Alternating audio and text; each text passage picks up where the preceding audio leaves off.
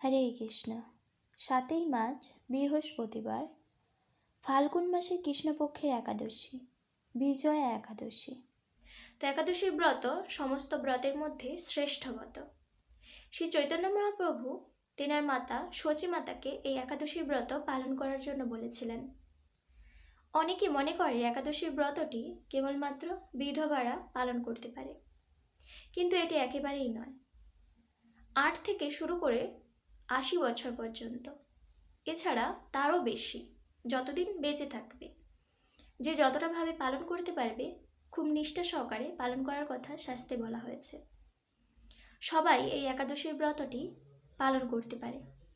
একাদশীর দিন পঞ্চশস্যতে পাপ পুরুষ প্রবেশ করে, আর এই একাদশীর দিন যারা পঞ্চশস্য গ্রহণ করে তারা খুব সহজেই বড় বড় পাপের অধিকারী হয়। তাই এই একাদশীর দিন পঞ্চশস্য বর্জনের কথা শাস্ত্রে বলা হয়েছে। তো এবার আসি একাদশী কিভাবে পালন করবেন। যারা আমিষ আহার গ্রহণ করেন তারা একাদশীর আগের দিন নিরামিষ আহার গ্রহণ করবেন এবং রাতে ব্রাশ করবেন। তার পরের দিন ফলমূল গ্রহণ করে একাদশীর ব্রত খুব নিষ্ঠা সহকারে পালন করবেন।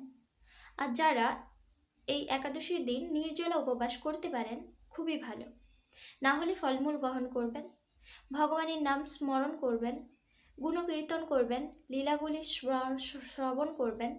তো এইভাবে খুব সুন্দরভাবে একাদশীর ব্রত পালন করবেন এবং পরের দিন যথাসময় যে পারণের সময়সূচি দেওয়া থাকে ওই সময়সূচির মধ্যে পালন করবেন। বিজয়া একাদশীর মাহাত্ম্য। স্কন্দপুরাণে এই একাদশীর মাহাত্ম্য এইভাবে বর্ণিত রয়েছে।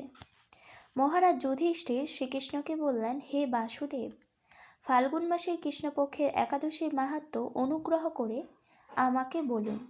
শ্রীকৃষ্ণ বললেন, হে যুধিষ্ঠির, এই একাদশী বিজয়া নামে পরিচিত। এই একাদশীর সম্পর্কে একসময় দেবর্ষি নারদ স্বয়ম্ভু ব্রহ্মাকে জিজ্ঞাসা করেছিলেন। তিনি এই প্রসঙ্গে যা বলেছিলেন তা আমি এখন তোমাকে বলছি। এই পবিত্র পাপ বিনাশকারী ব্রত মানুষকে জয় দান করে বলে বিজয়া নামে প্রসিদ্ধ। পুরাকালে শ্রীরামচন্দ্র 14 বছরের জন্য বনে গিয়েছিলেন। সীতা ও লক্ষ্মণের সঙ্গে তিনি পঞ্চবটী বনে বাস করতেন। সেই সময় লঙ্কাপতি রাবণ দেবী সীতাকে হরণ করে। সীতার অনুসন্ধানে রামচন্দ্র চতুর্দিক ভ্রমণ করতে থাকেন। তখন মৃতপ্রায় জটায়ুর সাথে তার সাক্ষাৎ হয়। জটায়ু রাবণের সীতাহরণের সমস্ত বৃত্তান্ত রামচন্দ্রকে জানিয়ে মৃত্যুবরণ করে। এরপর সীতা উদ্ধারের জন্য বানররাজ সুগ্রীবের সাথে তিনি বন্ধুত্ব স্থাপন করেন। ভগবান রামচন্দ্রের কৃপায় হনুমান লঙ্কায় গমন করেন। সেখানে অশোক বনে সীতা দেবীকে দর্শন করে শ্রীরামচন্দ্র প্রদত্ত অঙ্গুরীয় তাকে অর্পণ করেন। ফিরে এসে শ্রীরামচন্দ্রের কাছে লঙ্কার সমস্ত ঘটনার কথা ব্যক্ত করেন। হনুমানের কথা শুনে রামচন্দ্র সুগ্রীবের পরামর্শে সমুদ্র তীরে যান। সেই দুস্তর সমুদ্র দেখে তিনি লক্ষ্মণকে বললেন, হে লক্ষ্মণ, কিভাবে এই অগাধ সমুদ্র পার হওয়া যায় তার কোনো উপায় খুঁজে পাচ্ছি না। উত্তরে লক্ষ্মণ বললেন, হে পুরুষোত্তম, সর্বজ্ঞাতা আদিদেব আপনি, আপনাকে আমি কি উপদেশ দেব? তবে বক দালভ্য নামে এক মুনি এই দ্বীপে বাস করেন। এখান থেকে 4 মাইল দূরে তার আশ্রম। হে রাঘব, আপনি সেই প্রাচীন ঋষিশ্রেষ্ঠকে এর উপায় জিজ্ঞাসা করুন। লক্ষ্মণের মনোরম কথা শুনে তারা সেই মহামুনির আশ্রমে উপনীত হলেন। ভগবান রামচন্দ্র ভক্তরাজ সেই মুনিকে প্রণাম করলেন। মুনিবর রামচন্দ্রকে পুরাণ পুরুষ বলে জানতে পারলেন। আনন্দ ভরে জিজ্ঞাসা করলেন, হে রামচন্দ্র, কী কারণে আপনি আমার কাছে এসেছেন তা কৃপা করে বলুন। শ্রী রামচন্দ্র বললেন, হে মুনিবর, আপনার কৃপায় সৈন্যসহ আমি এই সমুদ্র তীরে উপস্থিত হয়েছি। রাক্ষসরাজের লঙ্কা বিজয় করাই আমাদের প্রধান উদ্দেশ্য। যাতে এই ভয়ঙ্কর সমুদ্র উত্তীর্ণ হতে পারি তার উপায় জানাবার জন্য আমরা আপনার কৃপা প্রার্থনা করি। মুনিবর প্রসন্ন চিত্রে পদ্মলোচন ভগবান শ্রী রামচন্দ্রকে বললেন, হে রাম, আপনার অভীষ্ট সিদ্ধির জন্য যে শ্রেষ্ঠবত করণীয় তা বলছি। ফাল্গুন মাসের কৃষ্ণপক্ষের বিজয়া নামক একাদশী ব্রত পালনে আপনি নিশ্চয়ই সৈন্যসহ সমুদ্র পার করতে পারবেন। এই ব্রতের বিধি শ্রবণ করুন। বিজয় লাভের জন্য দশমীর দিন সোনা, রূপো, তামা অথবা মাটির কলস সংগ্রহ করে তাতে জল ও আম পাতা দিয়ে সুগন্ধি চন্দনে সাজিয়ে তার ওপর সোনার নারায়ণ মূর্তি স্থাপন করবেন।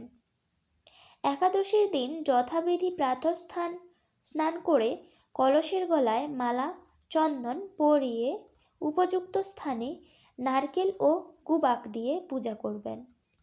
এরপর গন্ধপুষ্প, তুলসী, ধূপ, দীপ, নৈবেদ্য ইত্যাদি দিয়ে পরম ভক্তি সহকারে নারায়ণের পূজা করে হরিকথা কীর্তনে সমস্ত দিন যাপন করবেন। রাত্রি জাগরণ করে অখণ্ড ঘি প্রদীপ প্রজ্বলিত রাখবেন। দ্বাদশীর দিন সূর্যোদয়ের পর সেই কলস বিসর্জনের জন্য কোনো নদী, সরোবর বা জলাশয়ের কাছে গিয়ে বিধি অনুসারে পূজা নিবেদনের পরে তা বিসর্জন দেবেন। তারপর এই মূর্তি দেবজ্ঞ ব্রাহ্মণকে দান করবেন। এই ব্রত প্রভাবে নিশ্চয় আপনার বিজয় লাভ হবে। ব্রহ্মা বললেন, হে নারদ, ঋষির কথা মতো ব্রত অনুষ্ঠানের ফলে তিনি বিজয়ী হয়েছিলেন। সীতাপ্রাপ্তি, লঙ্কা জয়, রাবণ বধের মাধ্যমে শ্রীরামচন্দ্র অতুল কীর্তি লাভ করেছিলেন। তাই যথাবিধি যে মানুষ এই ব্রত পালন করবেন তাদের এ জগতে জয়লাভ এবং পরজগতে অক্ষয় সুখ সুনিশ্চিত জানবে। হে যুধিষ্ঠির, এই কারণে এই বিজয়া একাদশী ব্রত পালন অবশ্য কর্তব্য। এই ব্রতকথার শ্রবণ কীর্তন মাত্রই বাজপেয় যজ্ঞের ফল লাভ হয়। পরের দিন একাদশী পালনের সময়সূচি। পশ্চিমবঙ্গ 5টা 53 থেকে 9টা 49। বাংলাদেশ 6টা 21 থেকে 10টা 5। দিল্লি 6টা 38 থেকে 10টা 34। মুম্বাই মহারাষ্ট্র 6টা 52 থেকে 10টা 50। পুনে মহারাষ্ট্র 6টা 48 থেকে 10টা 46। নাগপুর মহারাষ্ট্র 6টা 28 থেকে 10টা 25। চেন্নাই তামিলনাড়ু 6টা 20 থেকে 10টা 20। ভুবনেশ্বর উড়িষ্যা 6টা থেকে 9টা 58। বিহার 6টা 4 থেকে 10টা 1। ঝাড়খণ্ড 6টা 4 থেকে 10টা 1। ছত্তিশগড় 6টা 17 থেকে 10টা 14।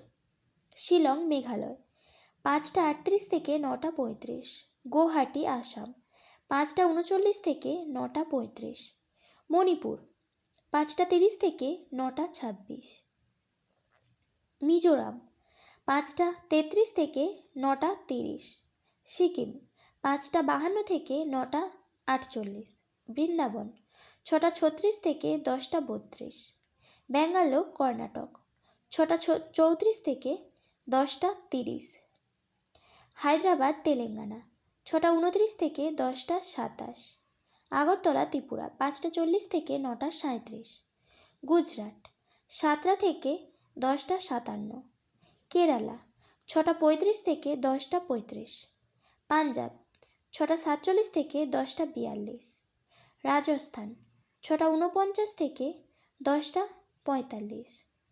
মধ্যপ্রদেশ 6টা 30 থেকে 10টা 27। উত্তরপ্রদেশ 6টা 20 থেকে 10টা 20। হরিয়ানা 6টা 43 থেকে 10টা 38।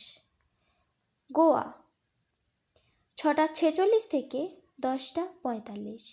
অরুণাচল প্রদেশ 5টা 28 থেকে 9টা 24। হিমাচল প্রদেশ 6টা 39 থেকে 10টা 34। উত্তরাখণ্ড 6টা 31 থেকে 10টা 26। জম্মু কাশ্মীর 6টা 47 থেকে 10টা 42। আন্দামান নিকোবর 5টা 30 থেকে 9টা 30। নেপাল 6টা 20 থেকে 10টা 15। ভুটান 6টা 18 থেকে 10টা 14। শ্রীলঙ্কা 6টা 20 থেকে 10টা 20। মালদ্বীপ 6টা 14 থেকে 10টা 16। মায়ানমার 6টা 20 থেকে 10টা 20। পাকিস্তান 6টা 27 থেকে 10টা 20। মালয়েশিয়া 7টা 20 থেকে 11টা 25। সিঙ্গাপুর 7টা 12 থেকে 11টা 14। ইন্দোনেশিয়া 5টা 57 থেকে 10টা 1।